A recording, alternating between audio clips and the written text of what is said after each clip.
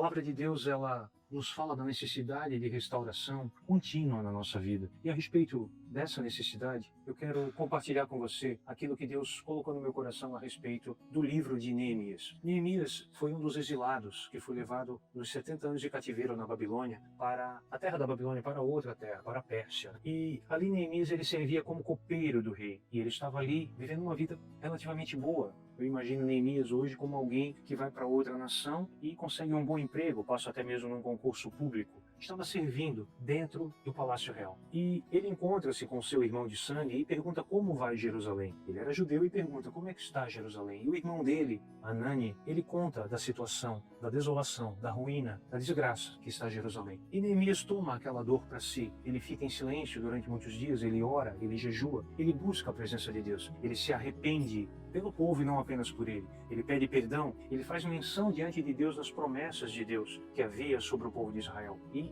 ele termina esse capítulo depois de uma busca intensa por Deus, depois de um derramar na presença de Deus, um buscar realmente a cura, a restauração da cidade que Deus escolheu para si. Ele procura esse lugar no coração de Deus. Ele, como intercessor, ele se coloca na brecha. Ele vem diante de Deus e se humilha, não apenas com palavras, mas com jejum. Ele menciona as Escrituras, as promessas de Deus. Ele ora de acordo com a palavra. E quando eu e você precisamos de restauração, nós precisamos nos adentrar, nós precisamos mergulhar na palavra de Deus e entender ela, e entender o que Deus deseja restaurar em nós, e a que lugar Deus deseja nos levar, que ponto de restauração é esse que Deus deseja nos conceder, nos levar, nos encaminhar. Através da sua palavra nós precisamos descobrir isso. Então, Neemias fez isso, e a Bíblia diz que ele era copeiro do rei. E é muito interessante isso, porque no capítulo 1 e capítulo 2 de Neemias há esse relato. E eu vejo o copeiro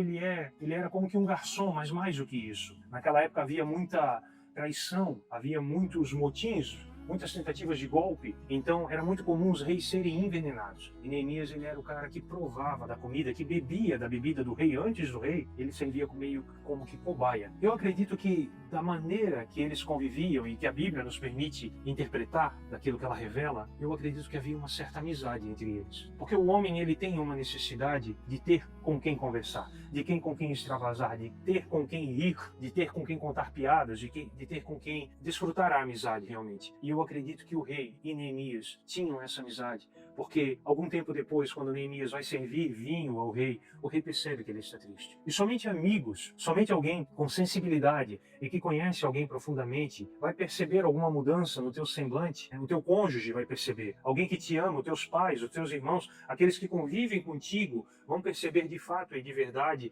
alguma mudança no teu semblante, porque te conhecem, sabem como você é. E o rei percebe e diz: por que está triste o teu rosto? Deve ser tristeza do coração, porque eu nunca te vi assim antes. Então Neemias temeu naquele momento, porque era proibido estar triste na presença do rei. Mas ele diz: ó rei, viva para sempre. Como eu não poderia estar triste se a cidade do sepulcro dos meus pais está em ruínas? Está tudo arruinado, está tudo caindo aos pedaços. Foi tudo destruído a fogo, foi tudo derrubado. Aí o rei já entendeu tudo, a rainha estava junto com ele. O que tu me pedes agora? O rei diz. Então ele pediu a Deus, Neemias pediu a Deus para que Deus lhe fosse favorável. E Neemias pediu para que o rei lhe desse alguns dias para vistoriar a cidade de Jerusalém, para que ele fosse até lá, fazer um diagnóstico, que ele pudesse ir com guardas, com uma comitiva, que ele pudesse ir com uma carta ao homem que cuidava da madeira, das florestas reais, para que se lhe desse madeira para ele restaurar as portas de Jerusalém, para que ele pudesse construir ali a sua casa, a sua moradia, o tempo que ele permanecesse fora. E ele deu ao rei determinado tempo e ele foi. Isso é muito interessante, porque nós temos esse tipo de acesso. Neemias era amigo do rei. Jesus disse: eu não chamo vocês mais de servo, mas eu chamo de amigo, porque o servo não sabe o que o seu senhor faz, mas o amigo sabe. Essa amizade com Deus, essa amizade com Jesus que ele nos chama a ter, é algo a ser cultivado, a ser buscado, porque nós precisamos conhecer Neemias. Veja que Neemias não foi buscar algo para si, ele não foi lá buscar o seu interesse, ele estava muito bem, como eu disse, nos dias de hoje ele poderia ser considerado um funcionário público de alto escalão. Ele passou num concurso público, ele tinha um bom salário, tinha uma boa cama,